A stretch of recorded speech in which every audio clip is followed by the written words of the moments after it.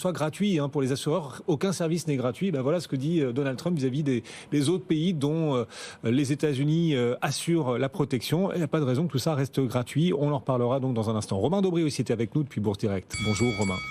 Bonjour. C'est quand même la bonne nouvelle cet après-midi. On se retourne, malgré la baisse assez nette à Wall Street, on se retourne à la hausse sur le CAC 40.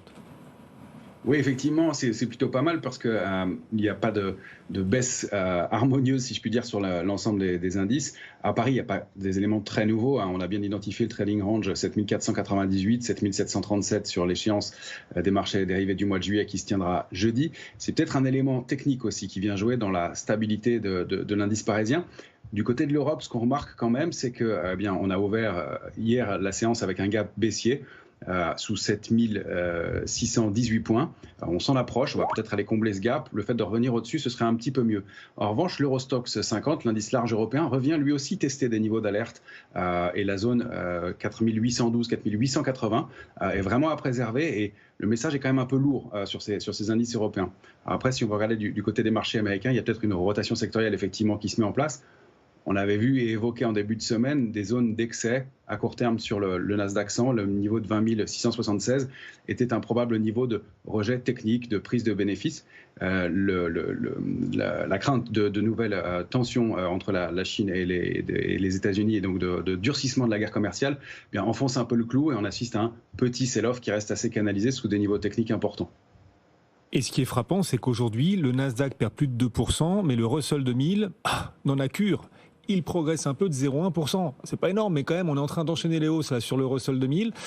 Ces dernières séances, le Russell 2000 a progressé quasiment chaque jour de plus d'1%. On vient d'enchaîner sur le Russell 2000 5 séances à plus d'1% de hausse en clôture. C'est l'une des meilleures séries depuis 1979. C'est la 4e fois que ça arrive seulement depuis 1979. Donc peut-être un effet de vase communicant qui tente à se confirmer entre les mégatech américaines, les mégacaps et ce segment, cette galaxie des petites et moyennes valeurs. On en reparlera tout à l'heure avec nos experts. Donc le CAC 40 en tout cas est en hausse, on le disait Romain. Est-ce qu'il profite aussi de la situation au-delà du CAC qui revient de loin quand même après avoir sous-performé toutes ces dernières semaines? C'est l'or. Pendant que Wall Street souffre, l'or progresse. On est sur un nouveau record aujourd'hui pour l'once d'or à plus de 2480 $. Est-ce que techniquement, vous sentez l'or parti pour poursuivre à la hausse ? Oui, l'accélération déjà s'est formée un petit peu, mais c'est un schéma graphique très propre qui s'est produit sur l'or depuis quelques temps. Après avoir accéléré et été atteindre sa cible idéale haussière à 2450 le 20 mai dernier, il a consolidé dans une bande de fluctuation qui était située entre 2292 et ce niveau de 2450. Il le franchit avec du volume et donc le schéma, le principe, c'est d'aller chercher des extensions haussières. La première cible, c'est 2610 et puis l'extension idéale, pourquoi pas 2676.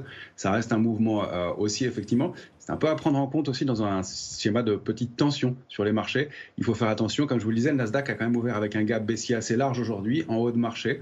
C'est peut-être un gap de rupture avec la tendance précédente. Donc, encore une fois, les niveaux d'alerte ne sont pas enfoncés, mais il y a des choses à surveiller.